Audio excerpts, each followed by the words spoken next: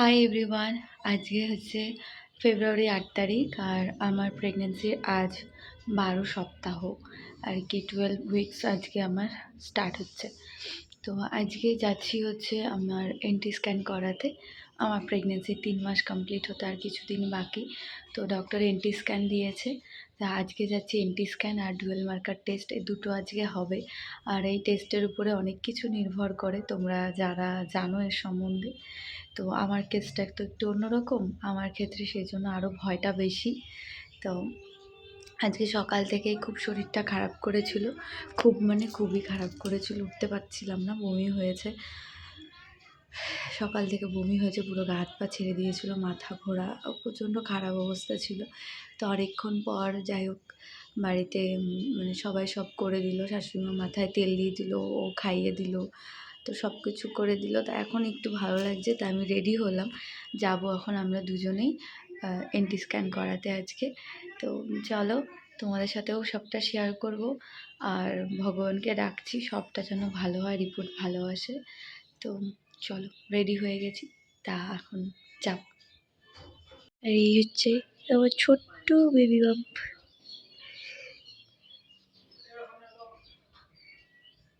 চলে এসেছি আমরা নর্থ মেডে, দিনহাটা নর্থ মেডে আমার সমস্ত টেস্ট করাচ্ছি এই প্রেগনেন্সিতে। ডক্টর এখানেই রেকমেন্ড করেছিল আর আমারও ঠিকঠাক লেগেছে, তাই এখন ওয়েট করছি আমার নামটা ডাকবে আর কি। আর একটু ভয়ও হচ্ছে, দুজন মিলে বসে ওগুলোই গল্প করছিলাম। তো এনটি স্ক্যান হওয়ার পরে তোমাদের সাথে আর কোনো কথা হয়নি। তো আজকে হচ্ছে এনটি স্ক্যান করেছি কালকে, আর আজ তার পরের দিন। মানে আমার কাল হচ্ছে পুরোপুরিভাবে তোমাদের হিসেবটা বলি, কাল আমার 11 সপ্তাহ 6 দিন ছিল, আজ আমার 12 সপ্তাহ হলো। তো গতকাল আমি এনটি স্ক্যান করিয়েছি, plus dual marker test, blood test করতে দিয়ে এসেছি। তো তোমাদের সাথে তো কিছু শেয়ার করিনি, এখন তাহলে তোমাদের সাথে বলি তারপরে কি হলো। ভেতরে যেহেতু ভিডিও এসব করার তো আর অ্যালাউ থাকে না, আমি সত্যি কখনো তার চেষ্টাও করিনি, কারণ আমার কাছে এই দুটো চোখে যে আমি যা দেখছি, যেটা উপভোগ করছি, সেটা জীবনের সবথেকে সেরা অনুভূতি। কিন্তু হ্যাঁ, তোমাদেরকে আমি দেখাবো এখানেই আমার বেবিকে। এবার বলি, তো এনটি স্ক্যান হলো। আর জীবনের এই মুহূর্তে, মানে আমার জীবনে যতটা টাইম আমি কাটিয়ে এসেছি এখন অবধি, জীবনের সবথেকে যদি সেরা মুহূর্ত থাকে সেটা ছিল কাল। হ্যাঁ, কাল আমরা দুজন মা বাবা হতে যাচ্ছি। আমাদের দুজনের কাছে কালকের যে অনুভূতিটা ছিল, সত্যি জীবনের কোটি টাকা দিয়েও এই অনুভূতিগুলো কেনা যায় না, সত্যি কথা।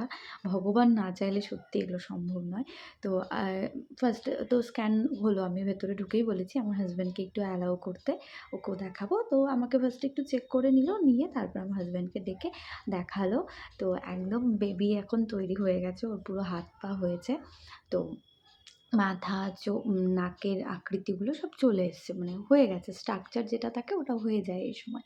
তো তারপরে আমার হাজব্যান্ডকে ডেকে দেখালো, মানে জীবনের বললাম না সেরা ফিলিং, সেরা মানে সেরার থেকেও সেরা। বাচ্চাটাকে দেখালো, ও যে শুয়ে আছে, ওর একটা পা, ও বাঁ পাটা আর কি, আমি যেটা কাল দেখেছি বাঁ পাটা এরকম করছে। তো আর বাঁ গালে এভাবে হাত দিয়ে আছে। তো এই যে দেখালো, আমরা দুজন দেখলাম, আর আমি সেখানে যখন দেখালো না, আমি একদম অঝরে কান্না করছিলাম। কারণ আর 5 জনের মতন তো আমার প্রেগনেন্সি জার্নিটা না, আমি অনেক কিছু সহ্য করছি, করে যাচ্ছি, আরও করব। আমি এই দিনগুলো দেখার জন্যই, আমার বেবিকে সুস্থভাবে কোলে পাওয়ার জন্য। তো সেখান থেকে এতবার ব্লিডিং হয়েছে আমার এই প্রেগনেন্সিতেও। তো সেই জায়গা থেকে তো বুঝতেই পারো মনে অনেক কিছু চিন্তা আসে। তো পুরো টেনশানে ছিলাম আমি, খুবই টেনশানে ছিলাম আমরা। তবুও কেন যেন মনে হচ্ছিল ভগবান আছে, ভালো করবে।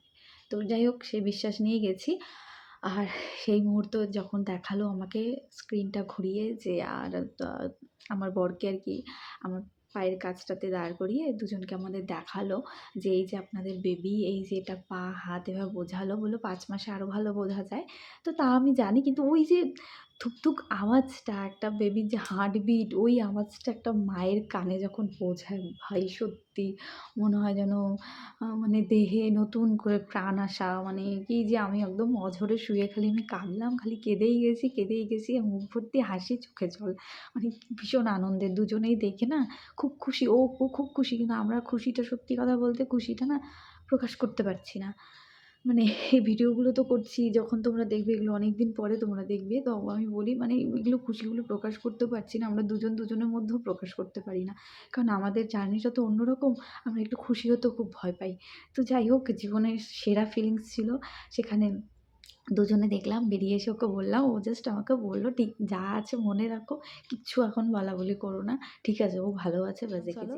তোমাদেরকে আমাদের বেবি দেখাবো এই ভিডিওতেই। হ্যাঁ, কী করে দেখাবো, কালকে স্ক্যান হয়েছে সেই রিপোর্টগুলো দেখাচ্ছে, আর সেখানে তোমাদের আমি একদম ডিটেলসে সব বোঝাচ্ছি, তোমরাও বুঝতে পারবে, তোমরাও দেখতে পারবে আমাদের পুচুকে।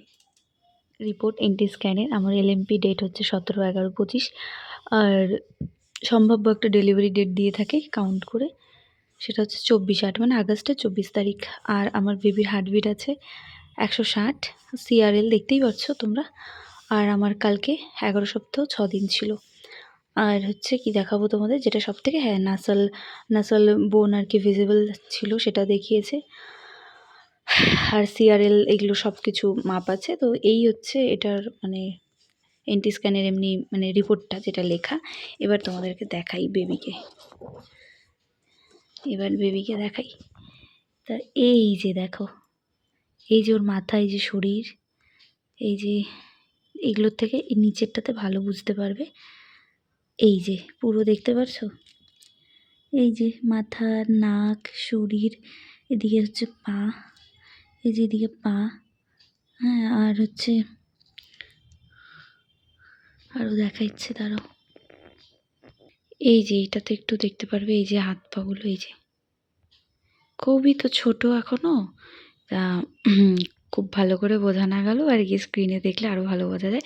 সব থেকে এই যে এটা দেখতে পাচ্ছ, এটা দেখলে বুঝতে পারবে যে হ্যাঁ, এই যে চোখ, নাক, মুখের যে স্ট্রাকচারটা থাকে সেটা যে হয়েছে।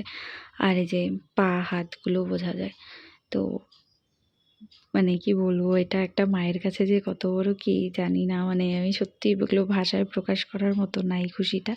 আর এই বেবি হার্টবিট এখানটা এভাবে দেওয়া থাকে। আর এই তো প্রত্যেকটা মেয়েই যেন এই অনুভূতিগুলো সত্যি জীবনে পায়, সবার জীবনে দিনগুলো আসুক, মন থেকে চাই। সত্যি এই সময়কার যে খুশিগুলো না আলাদাই, সব থেকে এখানে বোঝা যায় যে এখানটাতে ও বাগালে হাত দিয়ে আছে। তো যাই হোক, তোমরা জানি না অতটা বুঝতে পারবে কি না, আমি যে স্ক্রিনে দেখেছি সেখানে পুরো পাটা সবই মানে পাটা মেলা অবস্থায় আমি দেখতে পেরেছি আর কি। তোমাদের সাথে এই জন্য শেয়ার করলাম।